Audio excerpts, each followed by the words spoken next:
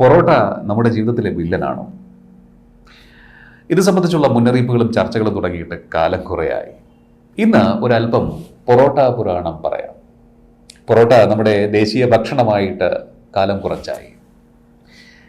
നല്ല ആവി പറക്കുന്ന ബീഫോ, മുളകിട്ട മീൻ കറിയോ, വറുത്ത കോഴിയോ, പൊരിച്ച മീനോ, ഗ്രീൻ പീസോ, ഓംലറ്റോ, എന്തും ഏതും അഖില ലോക കറികളൊക്കെയും ഇവര് കൂട്ടിച്ചേരും.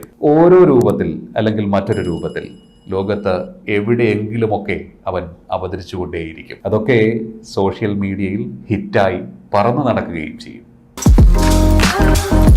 കഠിനമായ എതിർപ്പിനെ നേരിട്ടാണ് പൊറോട്ട ദിഗ്വിജയം നേടിക്കൊണ്ടിരിക്കുന്നത്. അവതാരപ്പിറവി മുതൽ കൊടും ശത്രുക്കൾ പാടി നടക്കുന്ന പൊറോട്ട വിരുദ്ധത മലയാളിയെ അത്രമേൽ കൺഫ്യൂഷനിലാക്കി.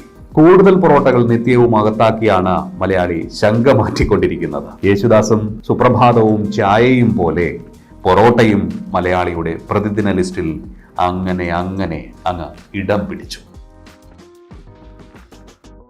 ഇപ്പോൾ കേൾക്കുന്നു പൊറോട്ട വെറും പാവമാണെന്ന്. വില്ലത്തരം ഷോ മാത്രമാണത്രേ. പഴി കേൾക്കാൻ കാരണമാകുന്നത് പൊറോട്ടയിലെ പ്രധാന ചേരുവയായ മൈദ ഉണ്ടാക്കി വെച്ച ദുഷ്പേരാണ്. കൂട്ടത്തിൽ ഉയർന്ന തോതിലെ എണ്ണയും മുട്ടയും ഒക്കെ ചേർന്ന രുചി മാത്രമുള്ള ഗുണമില്ലാത്ത ആഹാരമായി പാവം പൊറോട്ടയെ ശത്രുക്കൾ മുദ്രകുത്തി. പോസ്റ്റർ ഒട്ടിക്കാനും പൊറോട്ടയുണ്ടാക്കാനുമാണ് മൈദ മലയാളികൾ ഉപയോഗിക്കുന്നതത്രേ. പൊറോട്ട ശരിക്കും കൊടും ഭീകരനാണോ? അല്ലെന്നാണ് ഇപ്പോൾ കേട്ടുവരുന്നത്.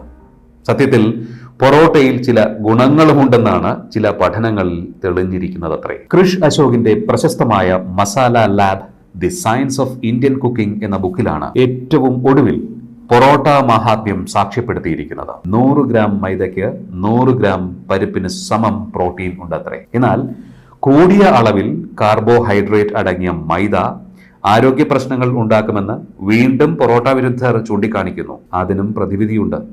അല്പം സവാള, ഒരു സാലഡ്, നാരുകൾ കൂടിയ കറികൾ, പിന്നെ ഒരല്പം ഓട്ടം ചാട്ടം. ഇത്രയും മതി, പൊറോട്ട പിടിവിട്ട് കളിക്കില്ല. എന്തായാലും കവിടി തിരത്തി നോക്കിയപ്പോൾ പൊറോട്ടയ്ക്ക് എന്നും ശുക്രദശയാണത്രേ. അപ്പോൾ പിന്നെ പോയി 2 പൊറോട്ടയും ചാറും അകത്താക്കിയാലോ?